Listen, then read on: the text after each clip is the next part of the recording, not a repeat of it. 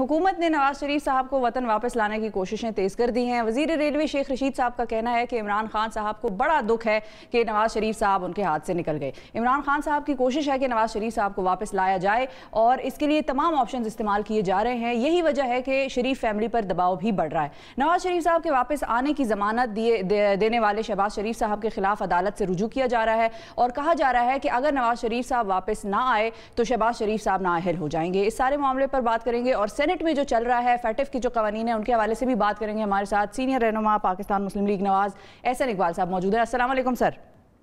जी वालेकुम सलाम। एहसन साहब बहुत शुक्रिया प्रोग्राम में वक्त देने के लिए। सबसे पहले तो यही जो मामला नवाज शरीफ साहब की वतन वापसी का है, शेख रशीद साहब का बयान आपने सुना है कि इमरान खान साहब अब कफ़े अफसोस मल रहे हैं कि नवाज शरीफ साहब तो मेरे हाथ से निकल गए।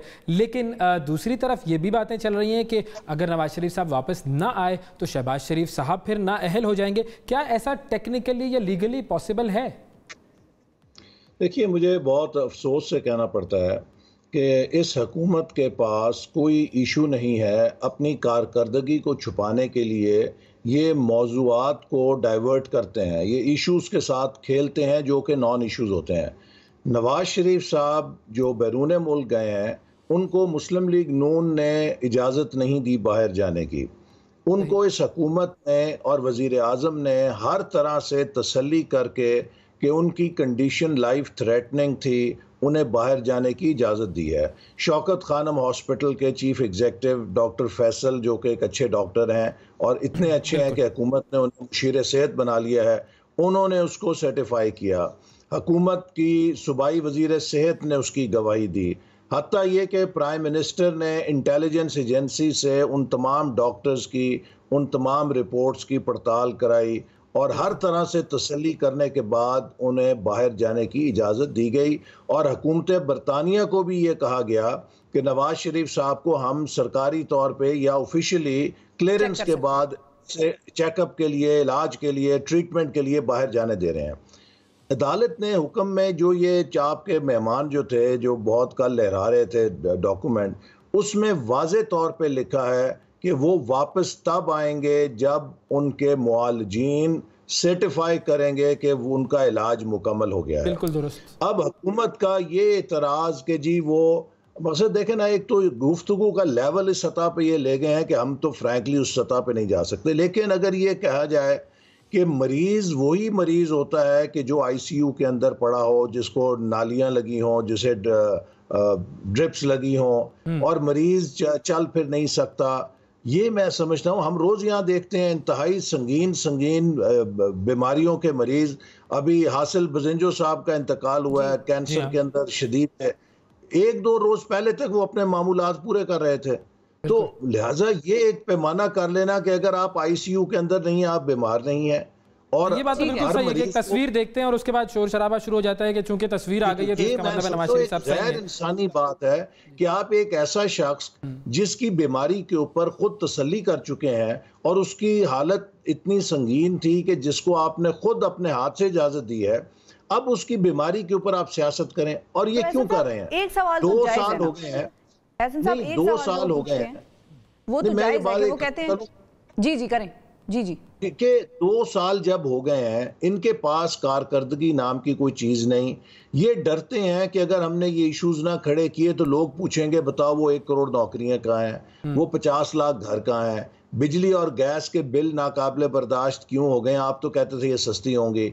आपने क्यों आटा जो है पहले 37 रुपए 40 रुपए किलो था, वो 75 और 80 रुपए किलो पे क्यों चला गया है? चीनी जो पहले 50-55 रुपए किलो थी वो 105 रुपए किलो पे क्यों चली गई है? कौन ये पैसे खा रहा है? अब ये कवर अप टैक्टिक्स हैं एक तरीके से, ये कह रहे हैं ना कि आप हुकूमत कवर कर रही है अपनी उन नाअहलियों को, मईशत की बदहाली को। जी, लेकिन इससे एक बात साबित हो गई कि ये जो डॉक्टर साहिबा जो हैं हमारी यास्मीन राशिद साहिबा और डॉक्टर फैसल सुल्तान, ये बिल्कुल सच्चे हैं और इन्होंने बिल्कुल सही काम किया था, ये बात साबित हो जाती है इससे। तो अब असल बात यह है कि जब खुद हुकूमत ने एक इजाज़त दी है, अच्छा फिर ये कहते हैं जी वो इजाज़त सिर्फ 2 महीनों की थी या 1 महीने की थी। अब कोविड की वजह से पिछले 4-5 महीने पाकिस्तान के अंदर भी तमाम अस्पताल बंद रहे, ओपीडीज बंद रहीं, प्रोसीजर्स और ट्रीटमेंट सारे पोस्टपोन हो गए मरीजों के, क्योंकि कोविड की एक इमरजेंसी थी। इसी तरह बरतानिया में पाकिस्तान से ज़्यादा इमरजेंसी थी और वहाँ पर भी सारे अस्पताल बंद रहे, वहाँ पर भी सारी जो प्रोसीजर्स थे उनको डिले किया गया, उनको पोस्टपोन किया गया। लेकिन वहाँ पे तो उनको घर में भी तो मिल रही थी ना सहूलियात। आप लोग तो ये कहते हैं कि घर में सहूलियात मिल रही थी, तो वो तस्वीर अगर आप लोग जारी कर देते तो इधर भी इनको जरा सुकून आ जाता कि भाई कोई डॉक्टर देखने आया या कोई घर से निकल रहा है, जा रहा है, कुछ मतलब हो रहे हैं वहाँ पर चेकअप सुन के। क्योंकि ये तो कहते हैं कि एक मरतबा भी ना शरीफ साहब मियाँ साहब खुद अस्पताल गए और ना कोई उनको देखने आया। वो ये उनके अस्पताल जाने की और इलाज की तस्वीरें भी मीडिया पर शाये होती रही हैं, लेकिन ये तो है ना, आप कौन सी तस्वीर को प्ले करना चाहते हैं। उन्हें डॉक्टर्स ने कहा है कि आप कमरे के अंदर बंद रहेंगे तो आपकी और हालत कॉम्प्लिकेटेड हो जाएगी और आप कुछ मामूल की चहलकदमी किया कीजिए, और ये हर मरीज को डॉक्टर कहता है। अब वो जो टेक्निकल बात थी वो रह गई कि ये शहबाज शरीफ साहब की नाअहली, क्या ये पॉसिबल है लीगली? ये इनके दिमाग में पॉसिबल है, वैसे तो कोई कानूनी तौर पे पॉसिबल नहीं, चूंकि उसके अंदर उनका जो ओथ स्टेटमेंट है वाज़े लिखा हुआ है, अदालत के हुक्म में लिखा हुआ है कि जब उनका इलाज मुकम्मल होगा ये तब उनको वापस लाने के लिए फैसिलिटेशन करेंगे। और फिर अदालत ने ये मैकेनिज्म भी डिफाइन किया है कि अगर हुकूमत को किसी वक्त कोई शिकायत हो, उनको कोई डाउट हो, तो लंदन में पाकिस्तान के हाई कमीशन के जरिए वो उनके इलाज की तस्दीक कर सकते हैं, करा सकते हैं। बिल्कुल हाँ, ये था साहब के बेटे ने स्टेटमेंट दी है, उन्होंने कहा जी हमसे आज तक किसी ने ना राब्ता किया है और अगर कोई किसी किस्म की तस्दीक चाहता है वो बता दे, हम उन्हें डॉक्टर्स और फैसिलिटेशन दे देंगे। उन्होंने भी कोई इस तरफ कोई काम नहीं किया। प्रोपेगेंडा करने के लिए गैर इंसानी मैं समझता हूं कि ये तरीक़ेकार है कि इससे पहले बेगम कलसूम नवाज साहिबा की बीमारी पे भी ये इसी तरह के स्टेटमेंट्स देते थे और बाद में फिर मुंह छुपाते फिरते थे, इनको जगह नहीं मिलती थी। तो ये लोग इंतहाई सियासत को घटिया लेवल पर ले गए हैं, इस पर इनका जवाब देना भी मैं समझता हूँ मुनासिब नहीं है। अच्छा एहसन साहब, एक और बड़ी अजीब सी चीज़ हुई है और आप लोग हमेशा ये बात करते हैं कि हम नेशनल इंटरेस्ट को पहले देखते हैं और सियासत को बाद में देखते हैं, तो फैटफ के हवाले से इतनी इंपॉर्टेंट लेजिस्लेशन आप लोगों ने बुलडोज कर दी।